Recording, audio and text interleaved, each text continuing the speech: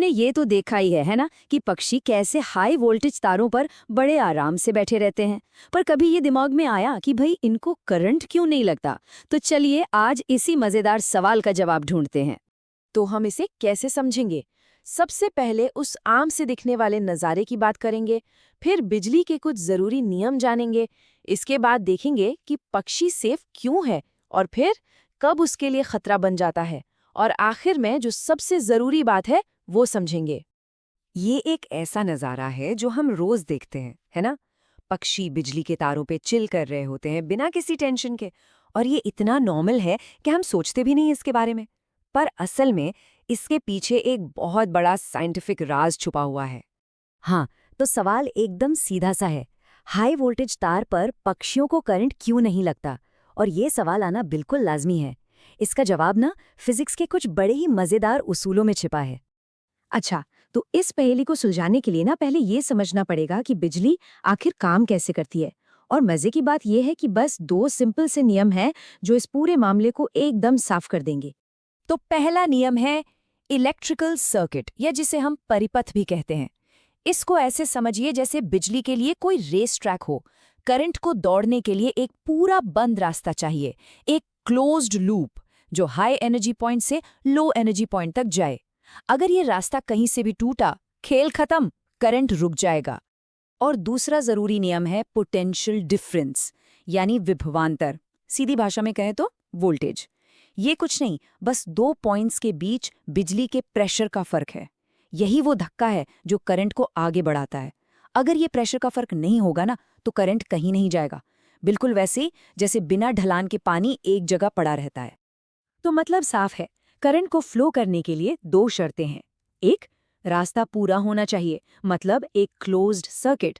और दो, उस रास्ते पर करंट को धक्का देने के लिए अच्छा खासा वोल्टेज होना चाहिए। ठीक है, तो अब ये दो नियम हमारे पास हैं। चलिए अब वापस उस पक्षी के पास चलते हैं और देखते हैं कि ये नियम उस पर कैसे लागू होते हैं। और यहीं पर सारा राज खुल जाता है। उस पक्षी के लिए ना तो कोई सर्किट पूरा हो रहा है और ना ही उसके शरीर के आर पार कोई बड़ा पोटेंशियल डिफरेंस बन रहा है। मतलब करंट के बहने की जो दो शर्तें थीं, वो दोनों ही पूरी नहीं हो रही। ऐसा क्यों? क्योंकि उसके दोनों पैर एक ही तार पर हैं। अब इसको ऐसे समझिए, मान लीजिए उस तार में 11,000 वोल्ट का पोटेंशियल है, तो उसके एक पैर के नीचे भी 11,000 वोल्ट है, और दूसरे पैर के नीचे जो बस कुछ इंच दूर है, वहां भी लगभग 10,999.9 वोल्ट होगा। तो उसके शरीर के दोनों सिरों के बीच वोल्टेज का फर्क कितना हुआ? सिर्फ 0.1 वोल्ट। इतना मामूली सा। ये अंतर इतना कम है कि बिजली को कोई मतलब ही नहीं है कि वो पक्षी के शरीर से होके जाए। अरे, बिजली हमेशा सबसे आसान रास्ता चुनती है, और यह आसान रास्ता क्या है? वो कंडक्टिव तार, ना कि पक्षी का शरीर।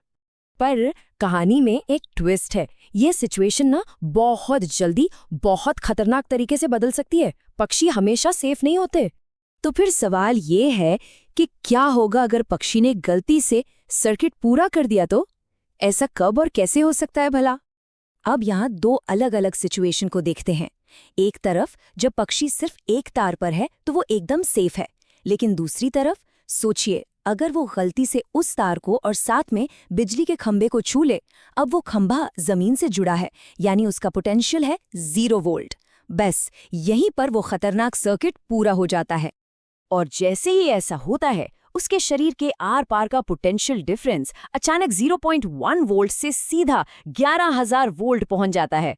सोचिए, ये इतना जबरदस्त धक्का होता है कि बिजली को उसके शरीर से होते हुए जमीन में जाने का एक रास्ता मिल जाता है, और इसका नतीजा बहुत ही भयानक होता है।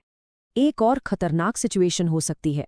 मान लीजिए कोई बड़ा पक्षी है, जैसे कोई बाज या चील। अगर उसने अपने पंख फैलाए और गलती से दो अलग अलग तारों को एक साथ छू लिया, तो भी गड़बड़ हो जाएगी, क्योंकि उन दो तारों के बीच भी जबरदस्त पोटेंशियल डिफरेंस होता है, और वो पक्षी उन दोनों तारों के बीच एक ब्रिज बन जाता है और करंट उसके शरीर से बहने लगता है। तो इतनी सारी बातों का निचोड़ क्या है? मतलब मेन पॉइंट क्या है? चलिए इसे एक साथ समेटते हैं। तो बात ये है कि पक्षी इसलिए सेफ हैं क्योंकि बिजली को बहने के लिए दो चीजें चाहिए, एक पूरा सर्किट और एक बड़ा वोल्टेज का धक्का। एक ही तार पर बैठा पक्षी ये दोनों ही नहीं देता। करंट तो अपना आसान रास्ता पकड़ता है, यानी कि वो तार, और पक्षी वो तो बस उस इलेक्ट्रॉन सुपर हाईवे पर बैठा एक पैसेंजर है और कुछ नहीं।